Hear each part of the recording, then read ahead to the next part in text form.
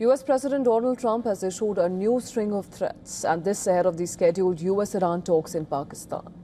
Trump told a news outlet that US warships are being reloaded with weapons and ammunition, and he will resume bombing Iran if the talks fail.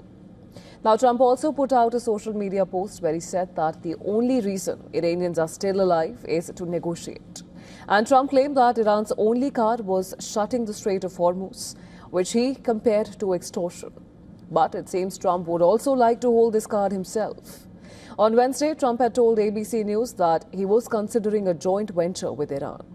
The venture would be to collect tolls from ships passing through the Strait of Hormuz. Around 20% of the world's oil and gas exports pass through the strait daily before the US and Israel launched the war on Iran. It seems Trump considers tolls on Hormuz a lucrative idea. Earlier, Trump had declared that the US will not only help with traffic buildup in the strategic waterway, but also that big money will be made. On Thursday, though, the US president took offense at Iran allegedly charging tankers going through the Strait of Hormuz and asked Tehran to stop doing so. However, he didn't explicitly rule out the joint toll proposal. While Iran officially claims that ships can pass through the Strait of Hormuz by coordinating with the IRGC Navy, traffic remains stagnant. Trump's frustration has been evident. On Truth Social, he complained that Iran is violating the ceasefire agreement by doing a very poor job of allowing oil to go through the strait freely. In another post, he also hinted that oil will start flowing with or without Iran's help.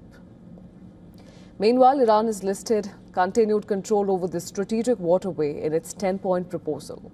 Also, its new leader, Ayatollah Mujtaba Khamenei, sees the Hormuz Strait as a key tool. This became clear from his latest statement. He said, and I'm quoting him here, "We are entering a new era with the management of the Strait of Hormuz." Well, Trump's joint toll proposal, it comes at a juncture when Iran is mulling a bill to charge transit fee. A parliamentary proposal to transit fees through Hormuz is reportedly under review. According to this plan, fees will be paid in Iran's national currency, the rial. An agreement may also be signed with Oman if required.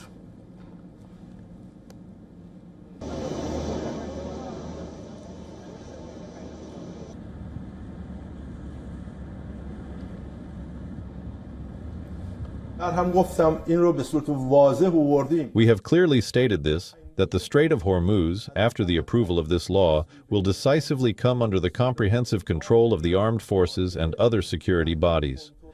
Although even now I remind the noble nation of Islamic Iran, all movements, traffic, comings and goings in the Strait of Hormuz are under strict, precise and calculated control of our armed forces. Now, as per Articles 37 to 44 of the UN Convention on the Law of the Sea, all ships enjoy the right of transit passage for free in international straits like Hormuz. Fees can be charged only for specific services which are rendered to ships. Additionally, the convention says that countries bordering straits shall not hamper transit passage. Well, the UN's International Maritime Organization also made it clear that no international agreement allows tolls to be introduced for transiting international straits. It warned that such a toll will set a dangerous precedent.